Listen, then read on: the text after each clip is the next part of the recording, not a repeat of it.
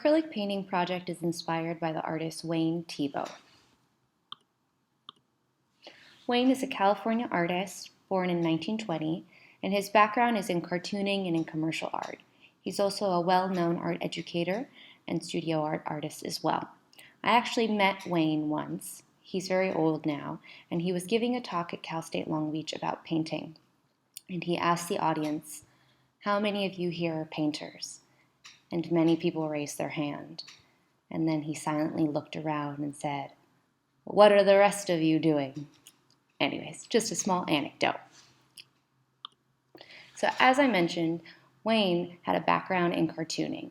Now in the meantime, in New York, a uniquely American style of art was emerging and was very popular called abstract expressionism.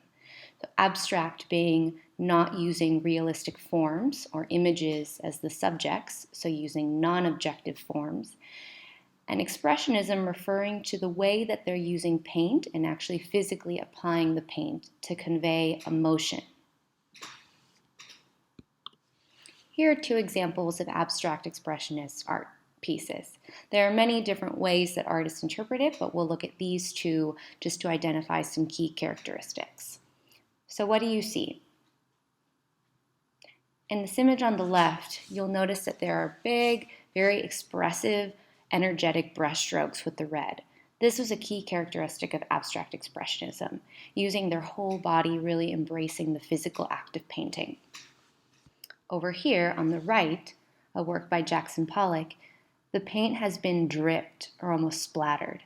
And this is another very identifiable abstract expressionist painting technique.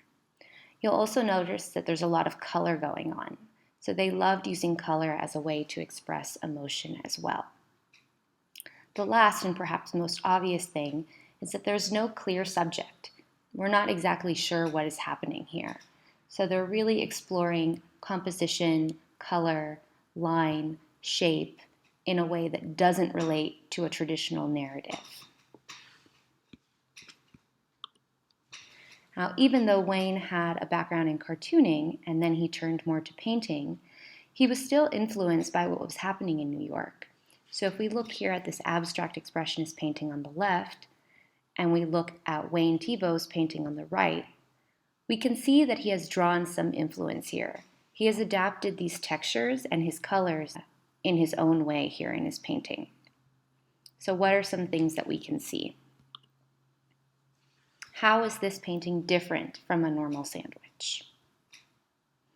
We can see that he's using really bright, bold colors for the cast shadows here, and that would not be true to what we would see in life. Can also see that he's using pops of red as a way to accentuate the shadows or the highlights in the objects. And then lastly, we can see that he's using a lot of paint to build up the surface. So nice, thick applications of paint, just like the abstract expressionists did. So if we go back to that watermelon slide, we can see a lot of the same characteristics happening. Lots of movement and expression in the brushstrokes, a heightened use of color as well. So why did Wayne paint these things? He painted a lot of pastries, foods, things that you would see in a diner. And so what do all of these images sort of remind you of? What do you associate these foods with? Have you eaten them? Do they remind you of a particular culture or a particular time? And where do we normally see these foods? For Wayne, these foods were very Americana, and they symbolize the nostalgia and rituals and traditions of American culture, of American life. I really enjoy this quote by him. It was a genuine sort of experience that came out of my life, particularly the American world in which I was privileged to be. It just seemed to be the most genuine thing which I had done, referring to these paintings. So I want you to think of what cultures you're a part of. Think of some food memories, and you can do this individually if you're watching this video. In your sketchbook, describe your family gatherings. What are some food memories that you have with them? Is there something that a particular family member always makes during the holidays? Or is there a smell that when you smell it, it reminds you of home? Or you can describe your nationality or heritage if you feel a close tie to it. Is there a particular food that you feel symbolizes your heritage, or perhaps is just one of your favorite foods, or perhaps transports you back to home? And describe the cultures that you're a part of, perhaps because of your interests. So this could be a school culture, this could be a music culture. Thinking of other cultures besides family and heritage where you have particular food memories. Go ahead and take a few moments to do that in your sketchbook and pause this video.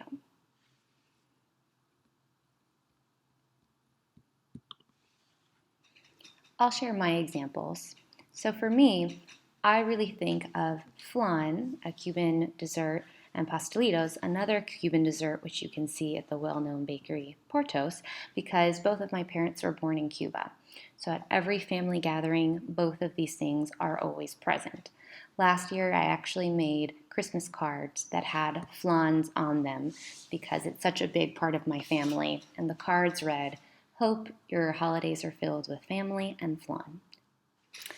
So your project is to use the work of Wayne Thiebaud as an inspiration and create an acrylic painting of a food item or items, or objects if you don't want to use food or perhaps want to use a combination of both, that elicits a memory or reflects a cultural tradition in your family or life.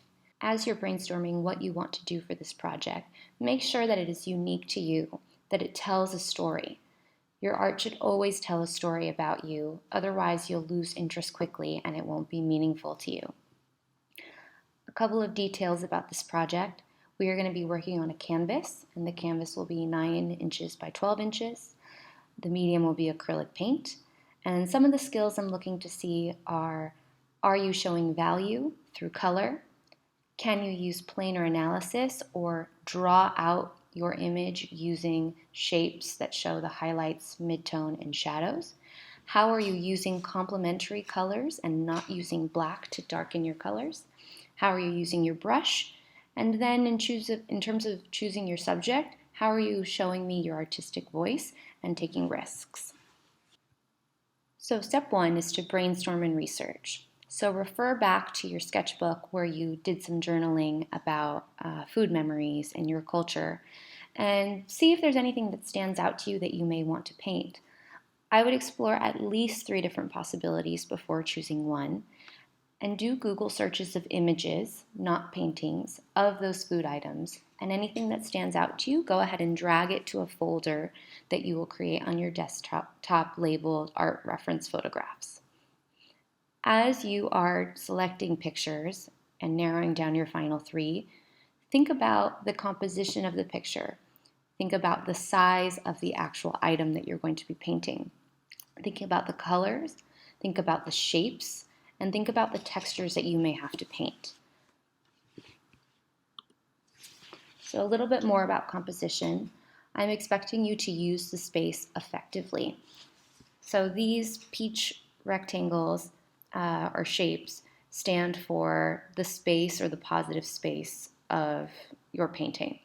So if you have something, it should take up most of the space. It should be the focal point. You don't have to use this composition though. Maybe you want to include more than one thing, and so you want to space it out this way. Or maybe you have something small like a piece of candy that you want to repeat. Instead of just doing one candy in the center, which would leave us with a lot of negative space, maybe you want to repeat it and borrow a composition from Wayne Thiebaud's work. Depending on the complexity of your item, we can talk about how many things you should or shouldn't include. For example, if you're doing a bowl of rice, which is really detailed, perhaps you just want to do the bowl of rice and not include other things. However, if you're doing a cheese board, maybe you want to include several cheeses or have a full-on board, since those forms are a little bit more simplistic. Once you decide on your image, make sure that you crop the image to the scale that your painting is going to be. This would be 3 inches by 4 inches or 4 inches by 3 inches if you decide to do it vertically. Whether you're using your phone or using photos on your laptop, be sure to crop it before you go on to the next step. After you know what you're going to do, go to the topics page and there will be a link that says print my photo, Miss O. I will go ahead and print your image to you and give it to you before you go on to the next step. Once you have your image, make sure to divide it into 4 equal quadrants. So divide it in half vertically and divide it in half horizontally. Then you're going to transfer your image just like how we did with the still life. Now, as you're drawing your image, make sure that you're drawing shapes. So you're drawing highlight shapes, you're drawing shadow shapes, you're drawing mid-tone shapes. What you're doing essentially is making a paint by numbers for yourself. So you're not figuring it all out as you're painting. So if I were painting this flan, for example, I'm going to look at what is this highlight shape here, and I'm going to draw that. What is this mid-tone shape? What is this shadow shape? What is this side doing in the flan? What is this sort of pool of caramel doing? You want to look for all the major shapes and draw those. This is arguably the most important part, because if you don't have an accurate drawing, then you won't have an accurate painting. So before you move on to painting, I'm going to make sure that your drawing is accurate, and I'm going to check it. Here's a small video of how you might go about tracing your major shapes.